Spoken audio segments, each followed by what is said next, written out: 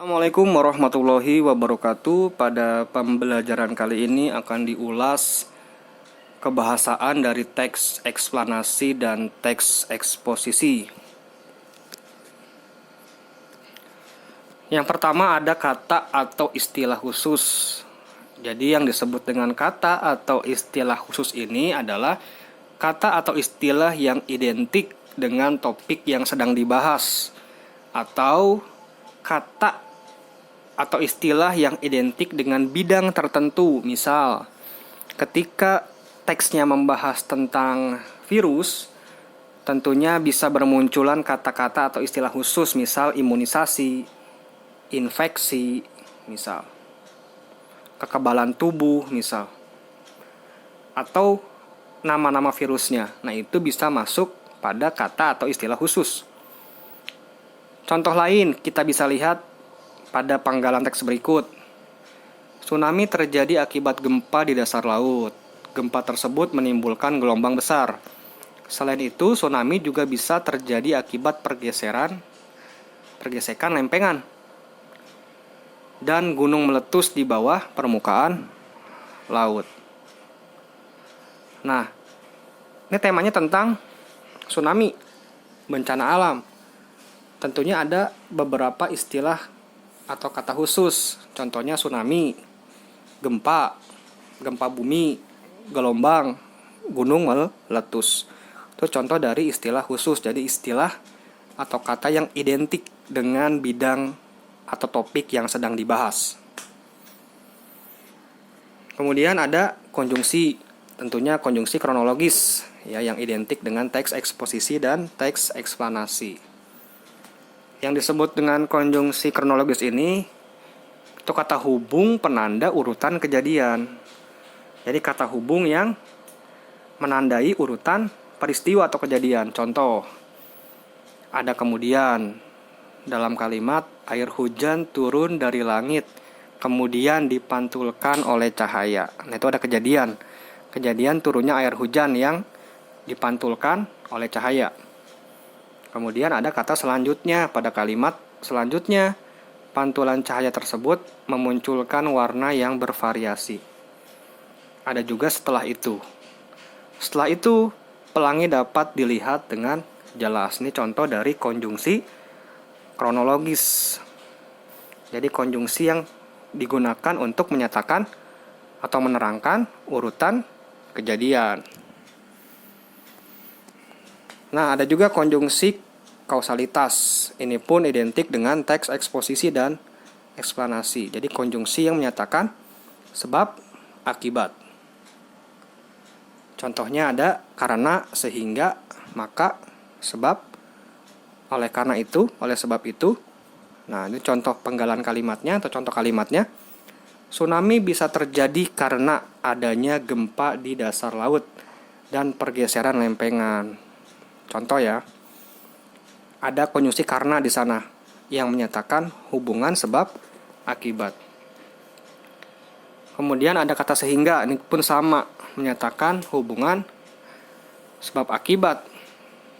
Gempa terjadi di dasar laut sehingga menimbulkan gelombang atau ombak besar yang disebut tsunami. Itu contoh dari penggunaan konjungsi kausalitas. Nah, ada juga konjungsi lainnya. Misal ada antar kalimat, ada intra kalimat. Bedanya apa? Kalau konjungsi antar kalimat ini letaknya di awal kalimat. Kemudian kalau intra kalimat letaknya di antara kata dengan kata, frasa dengan frasa, hingga klausa dengan klausa. Kita bisa lihat contohnya ya. Ada kata namun untuk konjungsi antar kalimat yang menyatakan pertentangan. Namun masih banyak faktor yang dapat memicu terjadinya tanah longsor. Kemudian ada kata akan tetapi. Ini pun sama, konjungsi antar kalimat yang menyatakan pertentangan. Ada oleh karena itu. Ini konjungsi antar kalimat yang menyatakan hubungan sebab akibat. Untuk yang intra kalimat ada dan, ada atau, ada tetapi, ada melainkan, ada sehingga, itu contohnya. Jadi dia menghubungkan kata dengan kata, contohnya ayah dan ibu, menghubungkan kata ayah dan ibu. Kamu mau pisang atau telur gulung misal, itu juga menghubungkan frasa dengan frasa, klausa dengan klausa.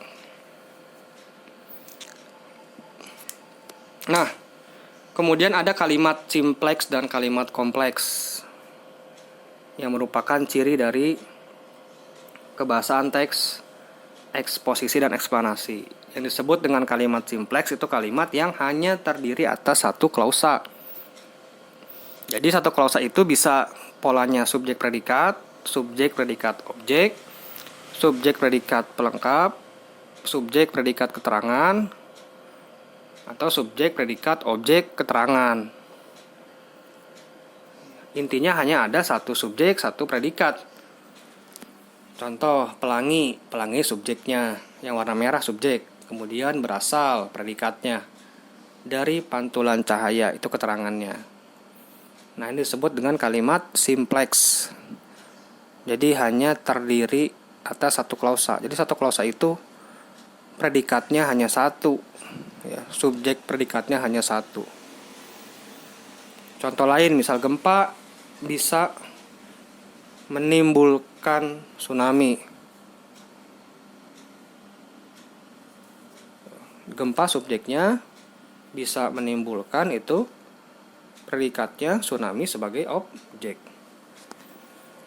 Untuk kalimat kompleksnya, jadi kalimat yang terdiri dari lebih, ya, terdiri atas lebih dari satu klausa. Jadi minimal 2 klausa. Ya, boleh 2, boleh 3, itu, atau lebih. Dan ciri lain biasanya menggunakan konjungsi. Bisa konjungsi setara atau bertingkat. Kalau konjungsi setara nanti akan membentuk kalimat majemuk setara. Kalau konjungsinya bertingkat akan memunculkan kalimat majemuk bertingkat. Nah, jadi kalimat kompleks ini juga disebut kalimat majemuk. Kalau kalimat simpleks disebut juga kalimat tunggal. Contohnya, tsunami bisa terjadi, itu klausa pertama, ada gempa dan pergeseran lempengan di dasar laut, itu klausa kedua. Jadi ada 2 klausa, karena itu konjungsinya, konjungsi bertingkat. Jadi kalimat tersebut merupakan kalimat majemuk bertingkat. Jadi kalau kalimat majemuk bertingkat, biasanya ada kaitan antara klausa pertama dan klausa berikutnya. Ada hubungan, bisa hubungan sebab akibat nanti. Kemudian untuk kalimat keduanya, adik bermain di lapangan, itu klausa pertama. Kemudian kakak belajar di rumah, itu klausa kedua. Ada konjungsi di sana, ya, sedangkan.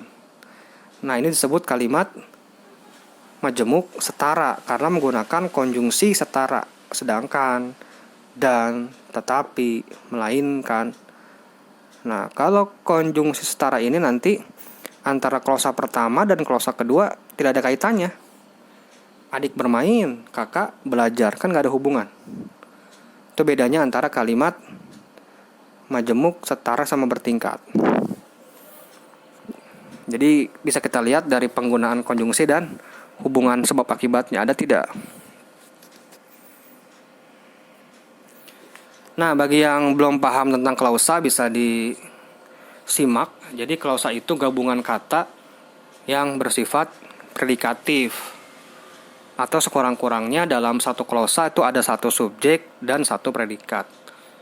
Itu ya dalam satu klausa. Kita lihat contohnya, ada gempa bumi adalah bencana alam. Di sana hanya ada satu subjek, gempa bumi, dan satu predikat, adalah predikatnya. Kalau bencana alam itu pelengkapnya. Jadi dalam satu kalimat bisa ada lebih dari satu klausa. Contohnya, saya belajar, itu klausa pertama. Dia bermain, itu klausa kedua. Jadi ada 2 subjek dan 2 predikat.